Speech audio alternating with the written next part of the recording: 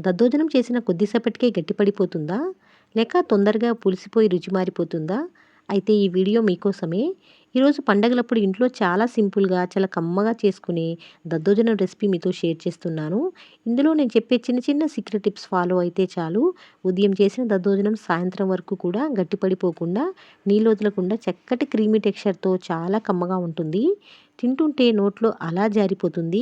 ఎంత తిన్నా ఇంకొంచెం తినాలి అనిపించేంత రుచొస్తుంది. అంతేకాదు అన్నీ ఇంట్లో ఉండే వాటితోనే చిన్న చిన్న మార్పులు చేస్తే చాలు దద్దోజనం చాలా కమ్మటి రుచితో చూడగానే తినాలి అనిపించేలా ఉంటుంది.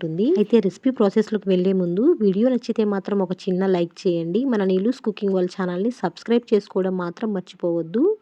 ముందుగా ఒక ప్రెషర్ కుక్కర్ తీసుకొని అందులో ఒక గ్లాస్ బియ్యం వేసుకోండి. నేనైతే మనం రోజు వాడుకునే రెగ్యులర్ రైస్ తీసుకున్నాను. ఇప్పుడు బియ్యం 2, 3 సార్లు శుభ్రంగా కడిగేసుకోండి.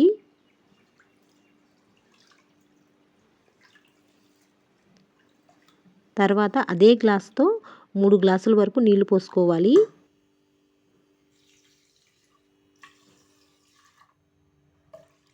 ఇక్కడ నేను గ్లాస్ కొలతలు వాడాను. మీరు గ్లాస్‌తో అయినా, కప్పుతో అయినా దేంతో కొలిచినా పర్లేదు కానీ బియ్యాన్ని ఏ గ్లాస్‌తో కొలుస్తారో అన్నీ అదే గ్లాస్‌తో కొలవండి. ఇప్పుడు ఇందులోకి 1 టేబుల్ స్పూన్ వెన్న వేసుకోవాలి. వెన్న వేయడం వల్ల రైస్ అనేది చాలా సాఫ్ట్‌గా ఉడుకుతుంది. అలాగే దద్దోజనం కూడా చాలా కమ్మటి రుచొస్తుంది. ఇప్పుడు కుక్కర్ మూత పెట్టేసుకొని స్టవ్ మీద పెట్టండి. హై ఫ్లేమ్ మీద ఒక విజిల్, తర్వాత మీడియం ఫ్లేమ్ మీద మరో 2 విజిల్స్ వస్తే చక్కగా ఉడికిపోతుంది.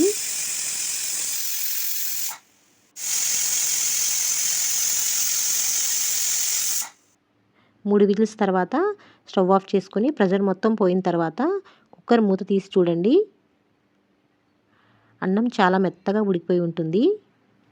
వేడిగా ఉన్నప్పుడే మ్యాష్ చేస్తే చాలా ఈజీగా సాఫ్ట్‌గా అయిపోతుంది.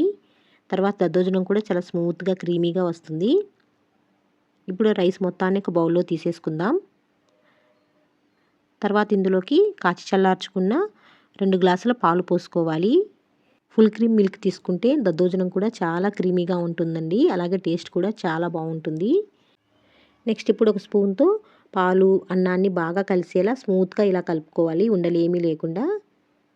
కావాలంటే మరొక అర గ్లాస్ వరకు పాలు పోసుకొని చక్కగా స్మూత్‌గా ఇలా కలుపుకోవాలి. ఇలా బాగా కలిపిన తర్వాత ఈ మిశ్రమం పూర్తిగా చల్లారే వరకు పక్కన పెట్టేసుకోండి. వేడిగా ఉన్నప్పుడు పెరుగు కలిపేస్తే దద్దోజనం త్వరగా పులిసిపోయే అవకాశం ఉంటుంది. అందుకే పూర్తిగా చల్లారిన తర్వాత మాత్రమే పెరుగు వేసి కలుపుకుందాం. ఈలోపు దద్దోజనానికి కమ్మటి తాలింపు సిద్ధం చేసుకుందాం. ఇప్పుడు స్టవ్ పై ఒక ప్యాన్ పెట్టుకుని 2 టేబుల్ స్పూన్స్ వరకు నెయ్యి వేసుకోండి. నెయ్యితో తాలింపు అనేది పెట్టుకుంటే దద్దోజనం అనేది చాలా కమ్మగా ఉంటుంది. నెయ్యి హీట్ అయిన తర్వాత 2 స్పూన్స్ వరకు శనగపప్పు, 2 స్పూన్స్ మినపప్పు, 2 స్పూన్స్ వరకు జీడిపప్పు పలుకులు కూడా వేసుకొని దోరగా వేయించుకోవాలి.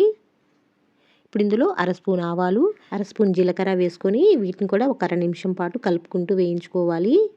ఆవాలు పొంగి జీలకర్ర చక్కగా వేగిన తర్వాత ఇందులో 2, 3 పచ్చిమిర్చిని సన్నగా తరిగి పెట్టుకుంది వేసుకోవాలి. అలాగే 1 ఇంచు వరకు అల్లాన్ని కూడా వీలైనంత సన్నగా తురిమి వేసుకోవాలి. నెక్స్ట్ ఇప్పుడు 2 ఎండుమిర్చిని కూడా ఇలా తుంచి వేసుకోండి. ఈ పచ్చిమిర్చి తాలింపు కూడా కొద్దిగా వేగిన తర్వాత ఒక అర స్పూన్ వరకు మిరియాలు కూడా వేసుకొని వీటిని కూడా కొద్దిసేపు వేయించుకున్న తర్వాత నెక్స్ట్ చివరగా సన్నగా తరిగి పెట్టుకున్న కరివేపాకు కూడా వేసుకొని కరివేపాకు క్రిస్పీగా అయ్యేంత వరకు వేయించుకోవాలి. అలాగే మీకు ఇష్టమైతే కొద్దిగా ఇంగువ కూడా వేసుకొని ఇప్పుడు స్టవ్ ఆఫ్ చేసుకొని ఇలా తాలింపు దోరగా వేయించుకుంటే దద్దోజనం చాలా కమ్మటి రుచి, అలాగే మంచి సువాసన కూడా వస్తుంది. ఇప్పుడు తాలింపు రెడీ చేసుకున్నాం కదా, దీన్ని పూర్తిగా చల్లారే వరకు పక్కన పెట్టేసుకోవాలి. ఈలోపు పాలు కలిపి పెట్టుకున్న రైస్ కూడా పూర్తిగా చల్లారిపోయి ఉంటుంది. ఇప్పుడు ఇందులోకి రుచికి సరిపడినంత ఉప్పు అనేది వేసుకోవాలి. అలాగే 3 గ్లాసుల వరకు కమ్మటి పెరుగు వేసుకోండి. ఇక్కడ ఒక చిన్న టిప్ చెప్తానండి. ఇందులో వాడే పెరుగు మాత్రం ఫ్రెష్‌గా తోడిన పెరుగు అయితేనే చాలా బాగుంటుంది. పులిసిన పెరుగు వేస్తే దద్దోజనం కూడా తొందరగా పులిసిపోతుంది. మీరు ఉదయం చేసి సాయంత్రం వరకు కూడా ఫ్రెష్‌గా ఉండాలి అంటే పెరుగు కొంచెం తగ్గించి పాలు కొంచెం ఎక్కువ వేసుకోండి.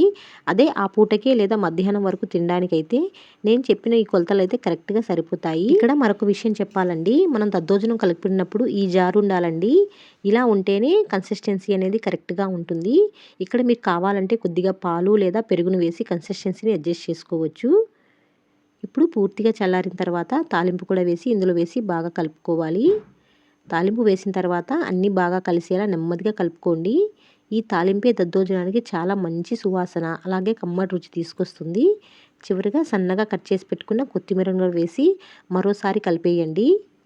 అంతేనండి, ఎంతో సాఫ్ట్‌గా, క్రీమీగా ఉండే కమ్మటి రుచితో దద్దోజనం అనేది రెడీ అయిపోతుంది. మీరు కూడా ఒకసారి ఇదే విధంగా ట్రై చేసి చూడండి. ఖచ్చితంగా చాలా బాగొస్తుంది. అయితే వీడియో నచ్చినట్లయితే ఒక చిన్న లైక్ చేసి మన నీలూస్ కుకింగ్ వరల్డ్ ఛానల్‌ని సబ్స్క్రైబ్ చేసుకోవడం మాత్రం మర్చిపోవద్దు. అలాగే మీ ఫ్రెండ్స్ అండ్ ఫ్యామిలీకి కూడా షేర్ చేయండి. మీరలా షేర్ చేయడం వల్ల వాళ్ళకి ఉపయోగపడుతుంది. Thanks for watching.